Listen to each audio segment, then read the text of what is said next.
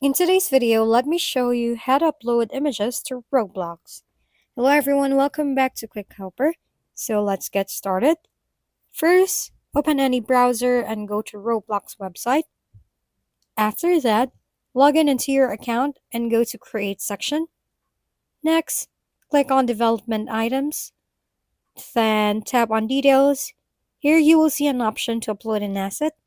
Click on Upload Asset, and then go to your files to import an image from your computer or device. Now you can edit the name of the image. For the description, you can enter any description you like. Once you've done, click on Upload. After that, you can go back to Creations, select Development Items, and click on Images to see the image you uploaded.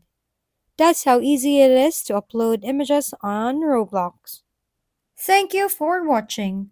We hope this video helped you figure things out. If we've been helpful, kindly give us a thumbs up and don't forget to hit the subscribe and bell button for more contents. For any questions and suggestions, comment down below.